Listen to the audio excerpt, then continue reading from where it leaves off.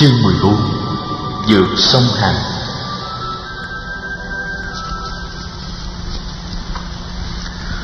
Tất Đạt Đa vượt sông Hằng và đi sâu vào nội địa Ma Kiệt Đà. Đây là một vương quốc nổi tiếng có nhiều vị ẩn tu bậc lớn. Tất Đạt Đa quyết đi tìm cho được vị chân sư có thể trao truyền cho mình bí quyết siêu thoát sinh tử. Phần lớn những nhà tu hành này đều cư trú trong chốn núi rừng. Theo sự chỉ dẫn của các bạn đồng tu, Tất Đạt Đa đi tìm họ để tham vấn, học hỏi và thực tập.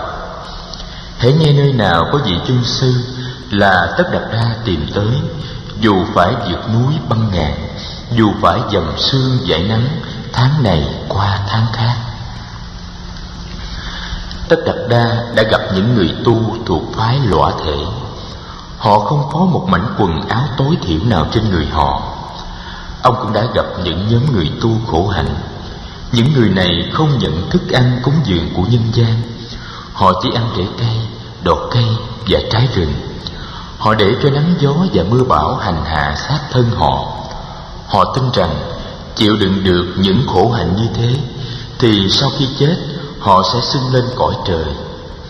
Có một hôm, Tất Đạt Đa nói với họ: các bạn, dù các bạn có được sinh lên cõi trời đi nữa thì những đau khổ trên trần gian vẫn còn nguyên vẹn.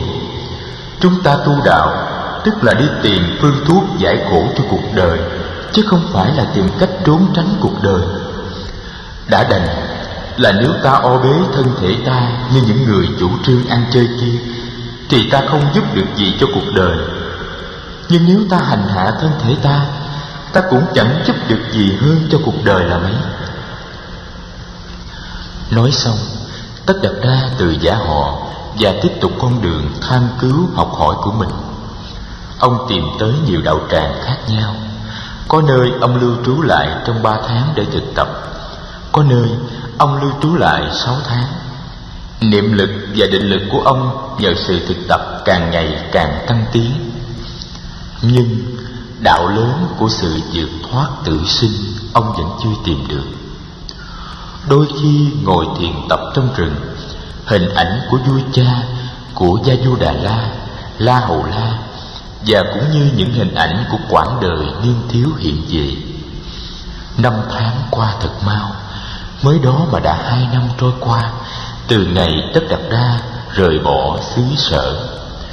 Tất Đạt Đa nhiều khi không khỏi sốt ruột. Tuy vậy, đức tin vẫn còn rất mạnh trong ông.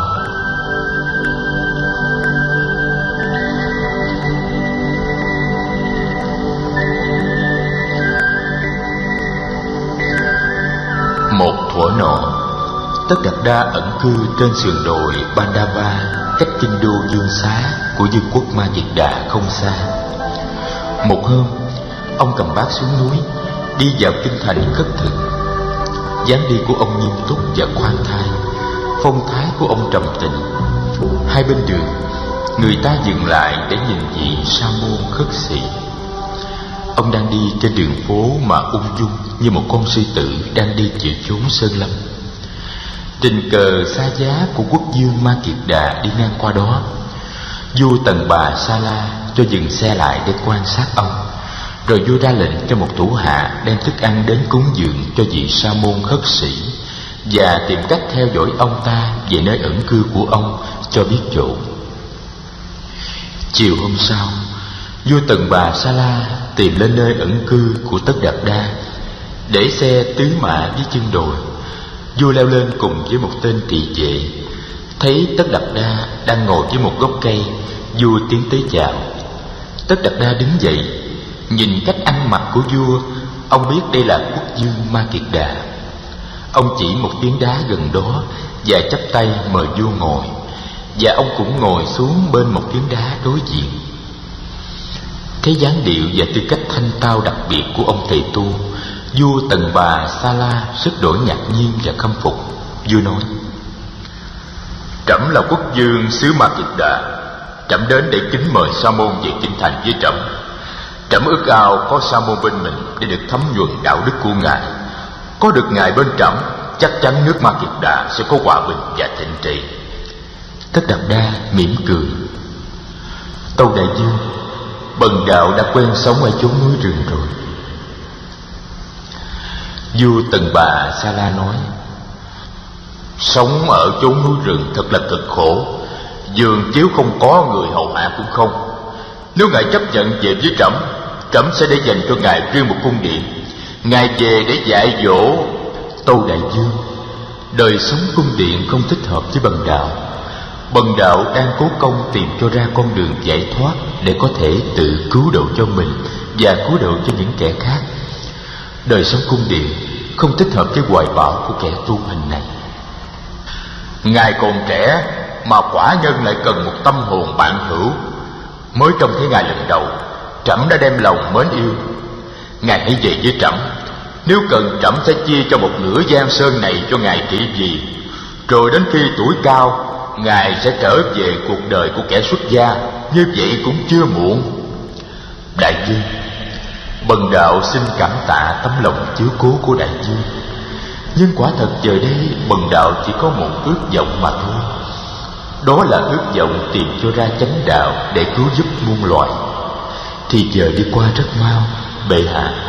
Nếu ta không sử dụng năng lực của tuổi trẻ để thực hiện điều ta mong ước, thì không mấy chốc tuổi già sẽ đến và ta sẽ hối tiếc.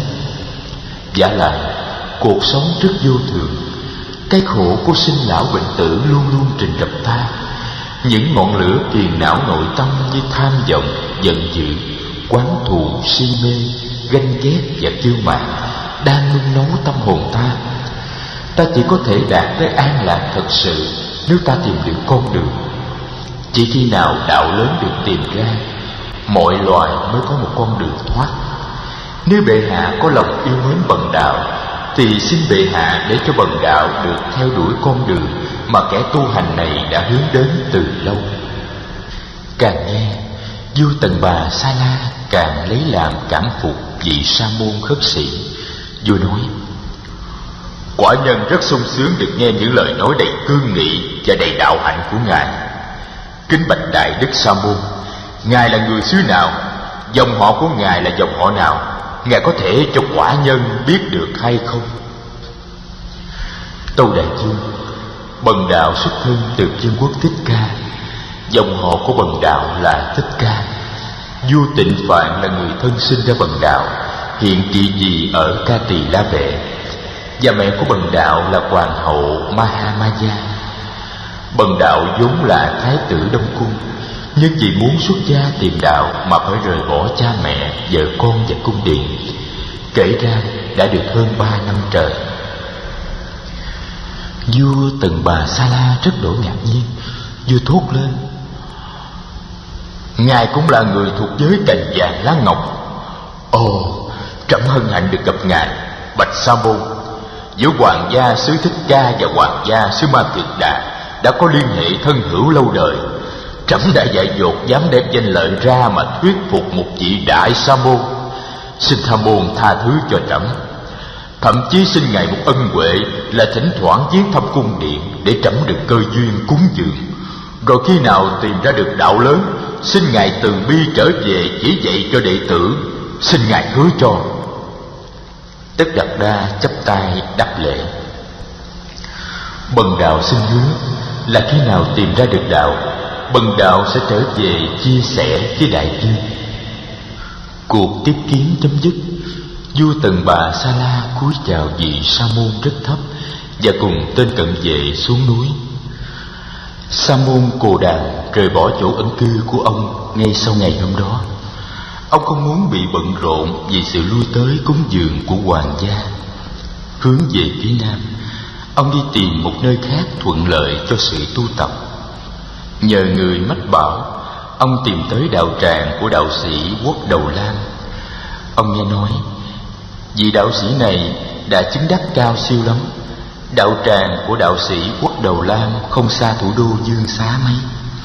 Đạo sĩ có tới gần 700 vị đệ tử, 300 tu học tại chỗ và gần 400 tu học tại những cơ sở địa phương.